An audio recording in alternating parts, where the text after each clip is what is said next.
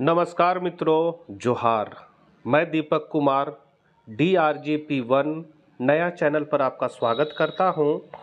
शिक्षा विभाग से जो भी महत्वपूर्ण जानकारी होती है, जो भी न्यूज़ निकलता है, आपको इस चैनल के माध्यम से समय समय पर पता चलते रहता है। चैनल पर पहली बार है तो ज़रूर सब्सक्राइब कर ले। अभी खबर निकल के यही आई है कि प्रधानाचार्य, माध्यमिकाचार्य, प्रयोगशाला सहयोगी, शिक्षकेतर कर्मी सभी का नियमावली बनकर तैयार हो चुका है 20/5/2025 को, जिसका ज्ञापांक है 1584। अर्थात अब TGT हो, PGT हो, सारा समाप्त हो चुका है। अब एक ही पद रहेगा। यदि शिक्षक है तो माध्यमिकाचार्य के नाम से जाने जाएंगे, यदि प्रिंसिपल है, हेडमास्टर है तो प्रधानाचार्य के नाम से जाने जाएंगे, और प्रयोगशाला सहयोगी तो है ही, साथ ही शिक्षकेतर कर्मी भी हैं। लेकिन सबसे बड़ी दुख की बात यह है कि प्रचार का पोस्ट जो था, PGT शिक्षक जो हाई स्कूल से +2 में आए हैं, वो प्रचार के पोस्ट को देखकर ही बहुत सारे टीचर ज्वाइन किए हैं कि आज नहीं तो कल भविष्य में हम लोग प्रचार बनेंगे, 7600 ग्रेड पे में जाएंगे, ऐसी आस थे। 12 वर्ष बीत चुका है, 12 वर्ष 13 वर्ष बीत चुका है, लेकिन अब प्रचार का पोस्ट क्रिएट होगा ऐसा आस लगाए हुए थे। बहुत केस हुआ पद सृजन को लेकर, लेकिन सरकार का रवैया पद सृजन करने का तो था नहीं। अभी नई शिक्षा नीति के तहत सभी पोस्ट समाप्त कर दिए गए हैं। नया नियमावली बनकर तैयार हो गया है। अब इसी के अनुरूप बहाली होनी है। तो इसी को आज हम लोग इस वीडियो में जानेंगे। नया नियमावली में क्या क्या है, नियुक्ति प्रक्रिया क्या क्या होगी, सिलेबस क्या रहेगा, सारी चीज़ इस वीडियो के माध्यम से देखेंगे। तो सबसे पहले ये जो है आपका नियुक्ति नियम में जो अधिसूचना निकाली गई है वो है आपका सरकारी माध्यमिक विद्यालयों में माध्यमिकाचार्य, प्रधानाचार्य एवं शिक्षकेतर कर्मियों की नियुक्ति एवं सेवा शर्त नियमावली कहलाएगी ये। और इसका संक्षिप्त नाम, विस्तार और प्रारंभ दिया गया है। इसका नाम क्या होगा तो यहाँ साफ दिया गया है, यहाँ हम लोग देख सकते हैं। यह नियमावली झारखंड सरकारी माध्यमिक आचार्य, प्रधानाचार्य एवं शिक्षकेतर कर्मियों की नियुक्ति एवं सेवा शर्त नियमावली 2025 कहलाएगी। इसका विस्तार संपूर्ण झारखंड राज्य में होगा। यह अधिसूचना राजकीय गजट में प्रकाशन की तिथि से प्रभावी हो जाएगा। मतलब नियमावली यही है और सरकारी गजट के साथ यह प्रकाशन में आएगा और प्रभावी हो जाएगा। इसमें क्या क्या है तो परिभाषा है, जब तक कोई बात, विषय, संदर्भ ना हो इस नियमावली में। तो माध्यमिक विद्यालयों से क्या मतलब है तो 9 से 12 कक्षा वाले शिक्षक जो है वो माध्यमिक विद्यालय कहलाएंगे। निदेशक इसमें है, क्षेत्रीय शिक्षा संयुक्त निदेशक रहेंगे, जिला शिक्षा पदाधिकारी है, नियंत्री पदाधिकारी है। नियंत्री पदाधिकारी जो है वो जिला शिक्षा पदाधिकारी कहलाएंगे। प्रधानाचार्य जो है वो विद्यालय के सक्षम पदाधिकार कहलाएंगे। साथ ही माध्यमिकाचार्य हैं, माध्यमिक विशेष शिक्षा आचार्य होंगे, प्रयोगशाला सहयोगी होंगे। माध्यमिक विशेष शिक्षा आचार्य वैसे शिक्षकों को कहा जाएगा जो दृष्टिहीन बच्चों को, मुखबधिर बच्चों को पढ़ाने के लिए नियुक्त होंगे, उन्हें विशेष आचार्य कहा जाएगा। फिर प्रयोगशाला सहयोगी हैं, शिक्षकेतर कर्मी होंगे, और इसमें झारखंड अधिविद्य परिषद का रोल रहेगा। सरकार है, सरकार के सचिव है, राज्य प्रशिक्षण, और मतलब ये सारा डिटेल दिया हुआ है क्या क्या रहेगा। अब यहाँ मुख्य बात यह है कि वेतन क्या रहेगा, सब पद का वेतन क्या रहेगा इसको देखना है। तो यहाँ पर साफ लिखा हुआ है प्रधानाचार्य। अभी कुछ दिन पहले ही हम वीडियो बनाए थे और यही कटिंग को लेकर हम वीडियो बनाए थे कि आपका ये रहेगा, और ये चीज़ है निकल कर आ गया है, अब कंप्लीट आ गया है, इसलिए इसको कंप्लीट बता रहे हैं। तो प्रधानाचार्य में हम लोग देख सकते हैं वेतनमान जो है वो 47,600 से शुरू होगा। मतलब नियुक्ति जब होगी तो 47,600 से उनका वेतनमान शुरू हो जाएगा, और वो लेवल 8 में रहेंगे। लेवल 8 कहने का मतलब है 4800 ग्रेड पे वाला में रहेंगे। उनके बाद उनका 12 वर्ष जैसे ही कंप्लीट होगा और उनको वरीय वेतनमान प्राप्त होगा तो वे 5400 ग्रेड पे में चले जाएंगे। उसके बाद उनका और 12 सबसे पहले है 12 साल बाद, 12 साल के बाद 24 साल के बाद का आगे का मतलब परनव वेतनमान जो है उसका डिटेल यहाँ नहीं दिया गया है, अर्थात लगता है कि यहीं पर क्लोज हो जाएगा उनका। अब आगे बढ़ते हैं माध्यमिक आचार्य में। तो माध्यमिक आचार्य का जो है मूल वेतनमान 3 भाग में बांटा गया। सबसे पहले वो जब नियुक्ति करेंगे उस समय वो लेवल 6 में रहेंगे, अर्थात 35,400 से उनका वेतन शुरू होगा। लेवल 6 अर्थात 4200 ग्रेड पे में रहेंगे। 12 वर्ष के पश्चात वरीय वेतनमान में वो जाएंगे तो उनका 4600 ग्रेड पे हो जाएगा। और परनव वेतनमान में वो जाएंगे तो परनव वेतनमान जो है वो केवल 20% शिक्षकों को मिलता है। जो वरीय होते हैं उनको 20% शिक्षक को ही ये प्राप्त होता है, सभी को नहीं मिल पाता है। तब वो जो परनव वेतनमान में जाएंगे वो 4800 ग्रेड पे में जाएंगे। अर्थात यदि पीजीटी टीचर है तो वो 4800 से ही शुरू करते हैं, लेकिन यहाँ पर अब लास्ट शिक्षकों का जो है वो ग्रेड पे 4800 पर समाप्त हो जाएगा। उसके बाद आगे इनका नहीं दिया हुआ है।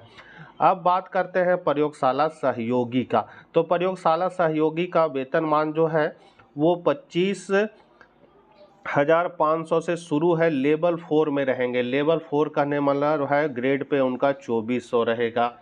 फिर वरीय वेतनमान मतलब 12 साल के बाद उनका जो प्रमोशन होगा वरीय वेतनमान में तो वो 24 से 2800 में आ जाएंगे। उसके बाद प्रणव वेतनमान में जाएंगे तो उनका हो जाएगा 4200। ये 3 कैटेगरी में उनका प्रमोशन होगा। उसके बाद लिपिक का तो यहाँ जो पुराना नियम है उसी के आधार पर चलेगा। उसके बाद आदेश पाल है। यहाँ पर नियम 3 और 4 में प्रधानाचार्यों, माध्यमिक आचार्यों एवं प्रयोगशाला सहयोगियों की दर्शाई गई श्रेणियों में से मात्र मूल कोटि की श्रेणियों में ही इस नियमावली में निर्धारित प्रक्रिया के तहत सीधी नियुक्ति की जाएगी। वरीय वेतनमान कोटि अथवा प्रणव वेतनमान कोटि अथवा दोनों जो लागू हो के पद प्रोन्नति द्वारा उस श्रेणी की मूल कोटि की नियुक्त प्रधानाचार्य, माध्यमिक आचार्य, प्रयोगशाला सहयोगी द्वारा निर्धारित प्रक्रिया के अनुरूप भरा जाएगा।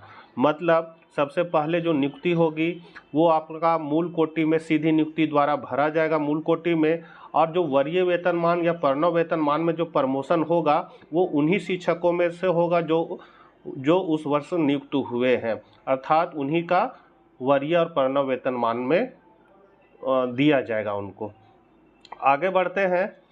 आगे यहाँ देखिए साफ कर दिया गया है कि वित्त विभाग झारखंड के दिशा निर्देशों के अनुरूप नियम 3 एवं 4 का में दर्शाई गई श्रेणियों को मूल कोटि के वेतनमान में, मतलब मूल कोटि का वेतनमान जो है वो आपका मान लीजिए प्रधानाचार्य है तो 4800 ग्रेड पे से शुरू होगा तो 48,000 ग्रेड 100, और उनका जब 12 वर्ष पूरा होगा तो 12 वर्षों की संतोषप्रद सेवा के बाद उस श्रेणी का वरीय वेतनमान दे होगा। मतलब जो प्रमोशन वरीय वेतनमान का वो 12 साल में होगा, और उसके बाद प्रणव वेतनमान जो होगा फिर अगला 12 साल मतलब उनका 24 साल जब सर्विस हो जाएगा पूरा, तब केवल 20% अनुमान पद के विरुद्ध वरीय वेतनमान में न्यूनतम 12 वर्षों की सेवा करने वाले माध्यमिक आचार्य, प्रयोगशाला सहयोगों की वरीयता क्रम में दे होगा।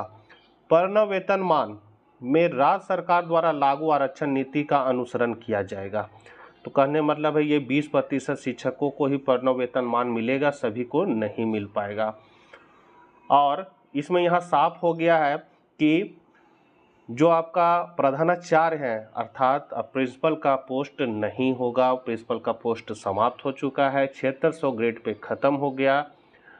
अब यहाँ तो 5400 ग्रेड पे का सोचा जा रहा था कि घटा देगा, लेकिन यहाँ पर 5400 भी ख़त्म ही हो गया समझिए एक तरह से। 4800 से शुरू होगा प्रधानाचार्य का वेतनमान। बहुत निराशा हाथ लगी है।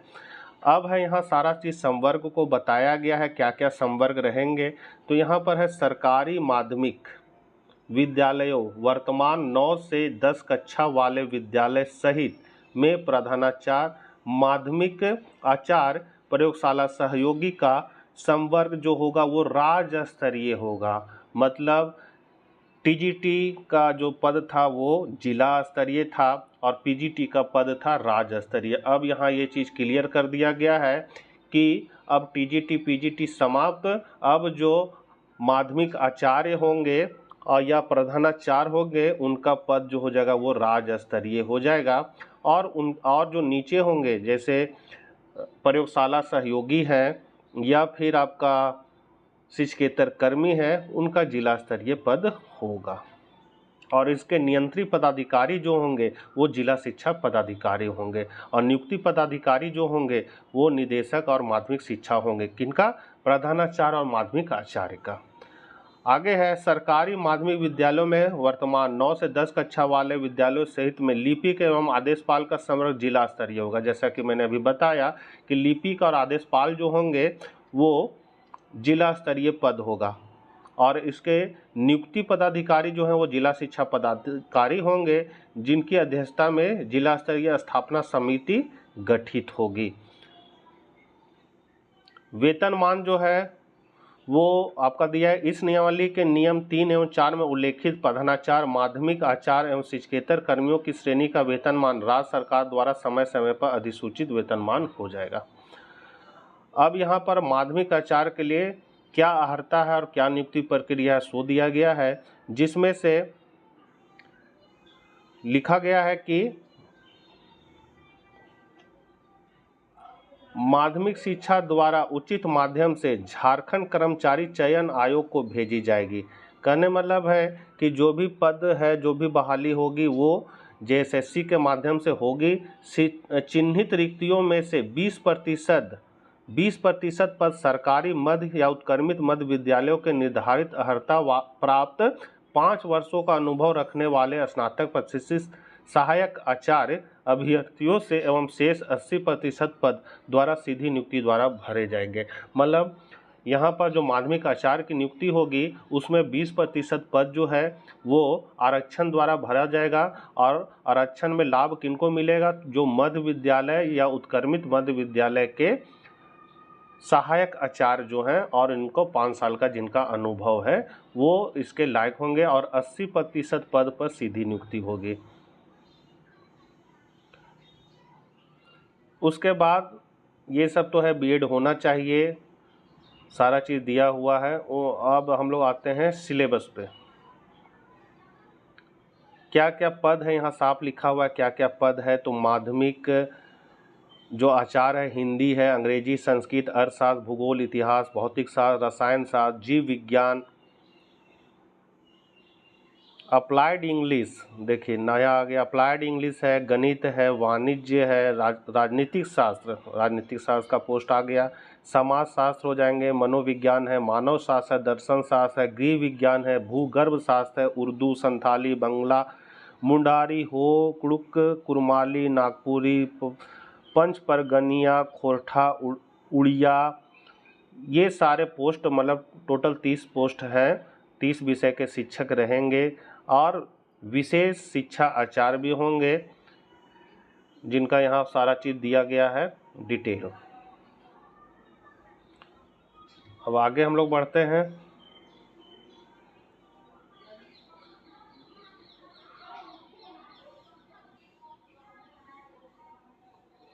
यहाँ पर है उम्र सीमा का दिया गया है। अनारक्षित कोटि के लिए 40 से 45 वर्ष, आर्थिक रूप से कमजोर वर्ग के लिए 40 से 45 ही है, महिला के लिए 43 से 48 है, पिछड़ा वर्ग 42 से 47, अनुसूचित जाति के लिए 45 से 50 और अनुसूचित जनजाति के लिए 45 से 50 है। जांच परीक्षा जो होगी वो 500 अंकों की होगी, जिसमें से 100 अंक जो रहेंगे वो समान कंप्यूटर से रहेंगे और 100 अंक में आपका हिंदी और इंग्लिश विषय का रहेगा। टोटल पहला पेपर जो रहेगा प्रश्न पत्र 1 200 नंबर का होगा और इसमें पास होने के लिए 33% अंक लाना अनिवार्य होगा, तभी आपका दूसरा पत्र जांच होगा। और दूसरा पत्र जो रहेगा वो 300 अंक का होगा और अपना विषय होगा जिस विषय में आप हैं। जैसे मैं अर्थशास्त्र में हूँ तो मेरा अर्थशास्त्र का हम 300 नंबर का एग्जाम देंगे।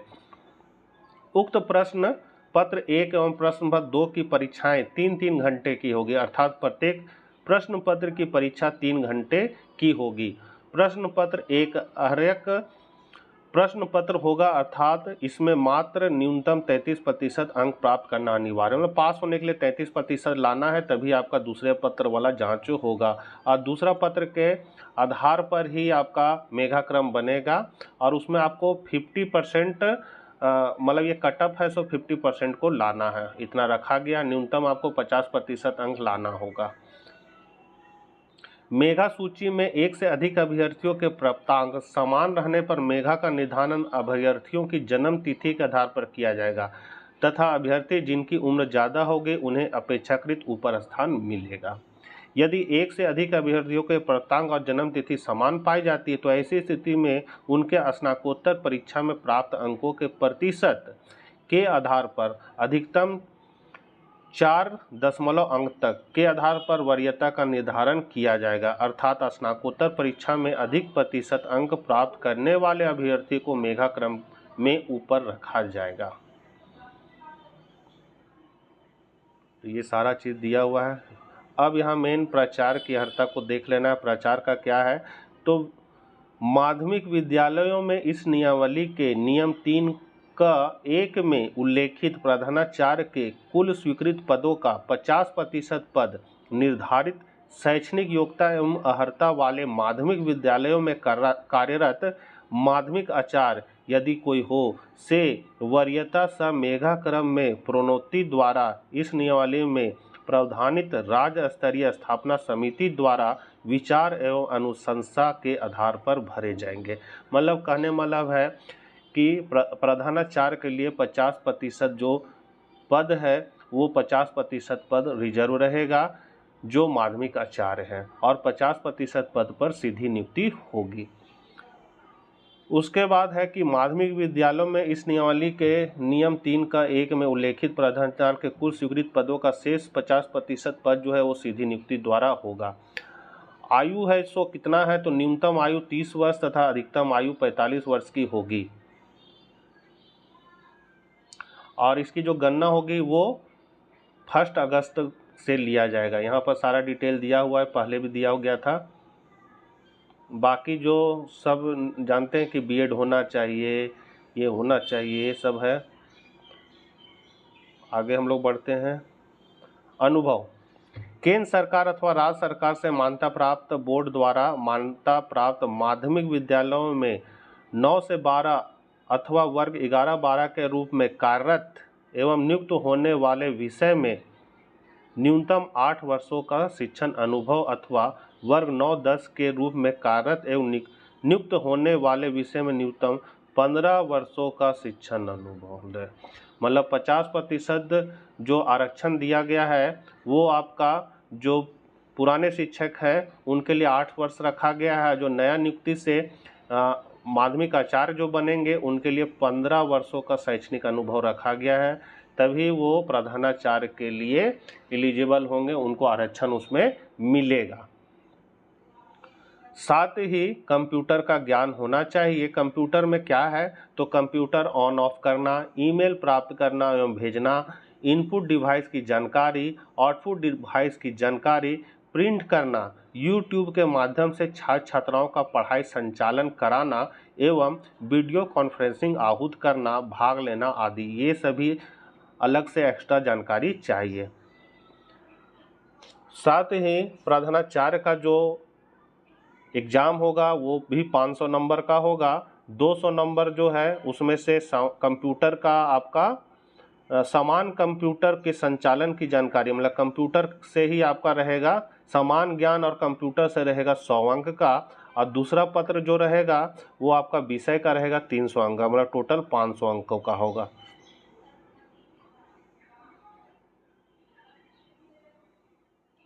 आगे बढ़ते हैं हम लोग। प्रयोगशाला सहयोगी की अर्हता एवं नियुक्ति की प्रक्रिया, तो इसका भी जेएसएससी द्वारा ही एग्जाम लिया जाएगा। इसमें भी जो है राज्य सरकार एवं केंद्र के विश्वविद्यालय अनुदान आयोग द्वारा मान्यता प्राप्त विश्वविद्यालय संस्था से संबंधित विषय भौतिकी विज्ञान, रसायन विज्ञान अथवा जीव विज्ञान जिसमें नियुक्ति होनी है में से नियुक्ति के विषय सहित किन्हीं 2 विषयों में न्यूनतम 50% अंकों के साथ स्नातक डिग्री अनिवार्य होगी। जांच परीक्षा इनका भी 500 नंबर का होगा। इनको भी सामान्य ज्ञान और कंप्यूटर जानकारी होना चाहिए। 100 अंक का जो है वो सामान्य ज्ञान से रहेगा और 100 अंक जो है वो 50 हिंदी और 50 अंग्रेजी से, मतलब 200 नंबर का रहेगा। और जिस विषय में नियुक्ति होनी है वो 300 नंबर का होगा। मतलब सभी का एग्ज़ाम जो है वो 500 नंबर का होगा। और पहला पेपर में 33% अंक लाना अनिवार्य है, तभी दूसरा पत्र शुरू होगा। और 50% दूसरा पत्र का कट ऑफ रखा गया है, मतलब पास करने के लिए 50% पर अंक लाना अनिवार्य है। स्थापना समिति, अब जो स्थापना समिति राज्य स्तरीय स्थापना समिति रहेगी, उसमें कौन कौन रहेंगे? तो उसमें उप निदेशक, अवर सचिव माध्यमिक शिक्षा, विषय प्रभारी पदेन सदस्य हैं। वरीयतम क्षेत्रीय शिक्षा संयुक्त निदेशन पदेन सदस्य रहेंगे। विभागीय सचिव द्वारा मनोनीत अनुसूचित जाति जनजाति का एक राजपत्रित पदाधिकारी सदस्य रहेंगे। साथ ही जिला स्तरीय स्थापना समिति में जिला शिक्षा पदाधिकारी अध्यक्ष हैं। जिला के वरीयतम अवर प्रमंडल शिक्षा पदाधिकारी सदस्य हैं। उपायुक्त द्वारा मनोनीत अनुसूचित जाति अनुसूचित जनजाति के राजपत्रित पदाधिकारी सदस्य रहेंगे। तो ये सारा नियम बन गया है। इस नियम की यही खासियत है कि अब टीजीटी पीजीटी समाप्त कर दिया गया है। प्रिंसिपल का पोस्ट अब क्रिएट नहीं हो पाएगा लग रहा है। प्रिंसिपल का पोस्ट भी ख़त्म कर दिया गया है। कहने मतलब जो पहले टीजीटी का लाते थे, पीजीटी का लाते थे, आपस में लड़ते रहते थे कि हम अरे वो पीजीटी है, ये टीजीटी है, वो सभी अब समाप्त हो गए। अब सब आपस में भाई भाई हो गए। सभी सहायक आचार्य माध्यमिक आचार्य बन गए हैं। साथ ही सबका वेतनमान कम कर दिया गया है।